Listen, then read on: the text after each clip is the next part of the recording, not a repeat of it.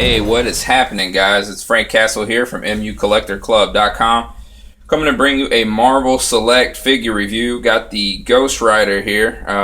Really been looking forward to this figure for the base alone, man. I really think this base is awesome. As you can see here, you got Johnny Blaze in his classic blue get-up. Got a really cool looking Hellfire base. The packaging looks great. Marvel Select really knocks it out of the park. There's the artwork on the spine. Got the figure on the back, showing you other releases that came out around the time of this figure. You have Nightcrawler and you have Venom.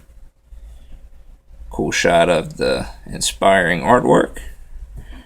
And you have a short description. You can go ahead and pause it right there if you want to read that, describing the figure.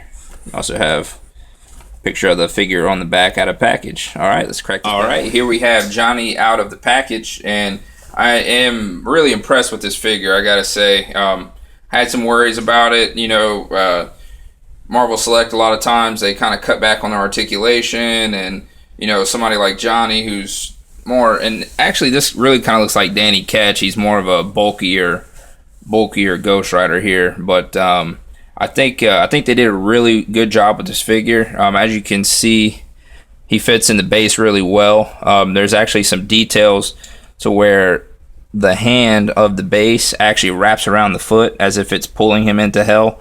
And then there's a few other hands reaching out. See if I can get a good spin on that for you so you can see it.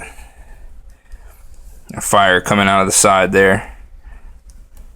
More hands. There's a couple foot peg holes there for Johnny too, and he has some really big feet, which are good for stabilizing the figure on the base.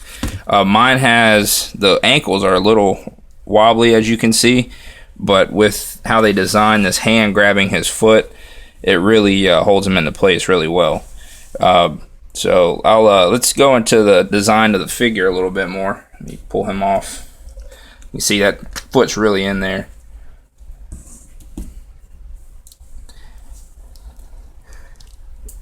Alright, here you have Johnny. Like I said, he's got a blue texture. They did a really good job of making it look like a denim. They have a black wash, as you can see. I'll zoom in. Has a really good black wash that's picking up the hatching that they put in the sculpt of the figure. The sculpt looks really well. You can see they sculpted details in the pants for the, you can see where it's baggy.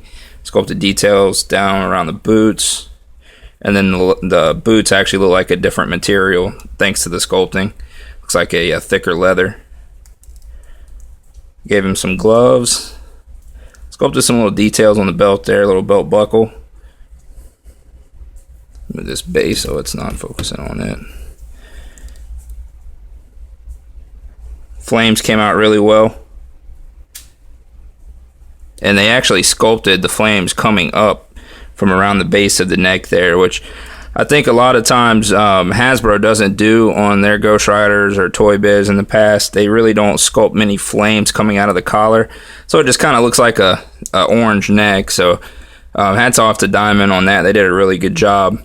The skull looks really cool, and they used a translucent material. I don't know if that's picking up in the video, but they used a translucent material for the flame, so he actually picks up light really well. You can see his eyes kind of glowing right there. So the bone looks good on the skull. So paint and sculpt overall in this guy, man, I'd probably give it an 8 out of 10 combined. As far as articulation goes, it's not the best in the world, but it's not terrible either. He does have disc and peg as far as the shoulders go, so they rotate 360 degrees like that, and then they do peg up and down. He has a single elbow which bends about a 90-degree angle and goes straight. Then he has gloves that spin. There's a hidden articulation behind the sculpt of the glove, so you get 360 degrees out of the wrist. No peg.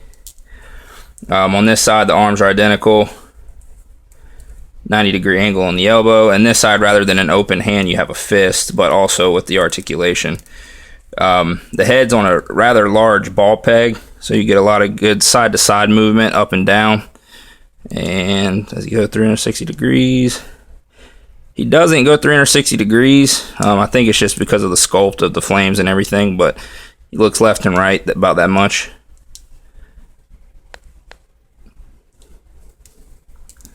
Has a waist articulation. He can spin 360 degrees there at the waist.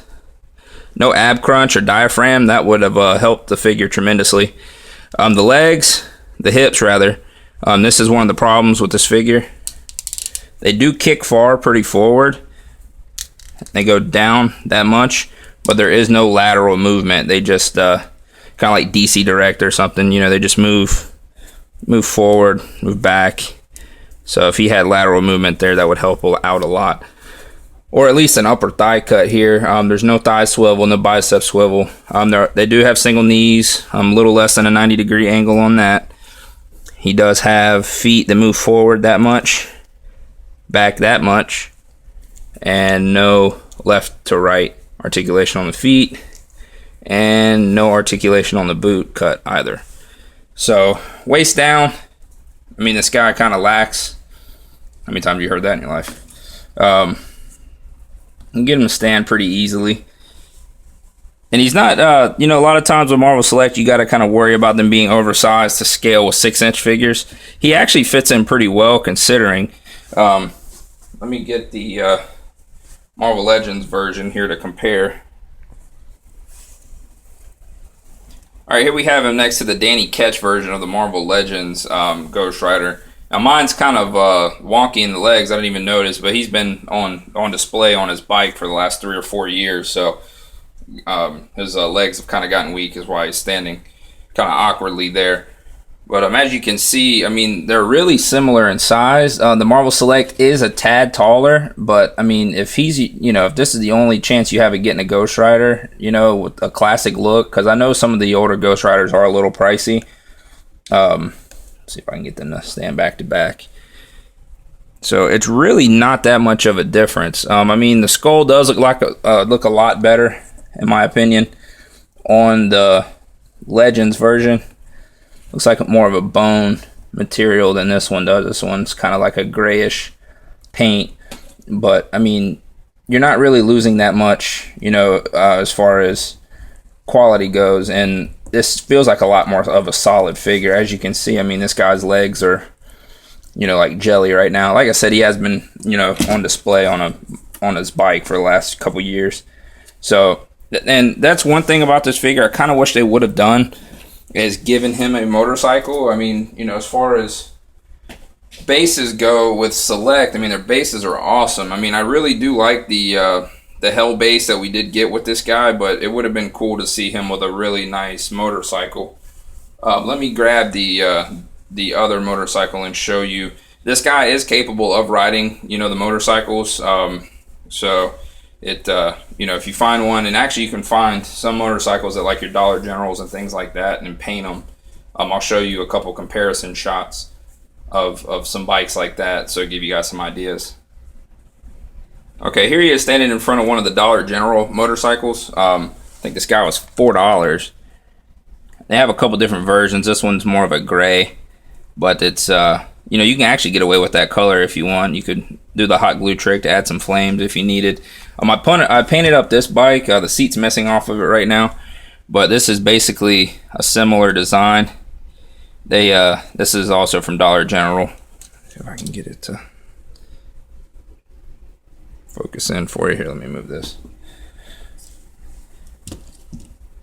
As you can see, there it goes. This bike here had the chrome rather than the gray, and I think it was like a lime green or something, and I just used some black acrylic paint, painted it, and then sealed it up. But you know, a bike that size actually can, you know, scale pretty well with him. You can see, try to get him on this bike here. It's a little small. There are some better options out there for sure. There are, you know, the Marvel Legends bikes. I just had this bike handy. I just wanted to show you as a cheap alternative. You know, the posing needs some work, obviously, but you know, there are options out there if this is your only choice. But there you go. Move that up. Oops, there he goes. Well, there you have it, guys. I mean, this Ghost Rider, I give him, I mean, with the limited articulation, I probably got to cut him down to a 6 out of 10 in my book.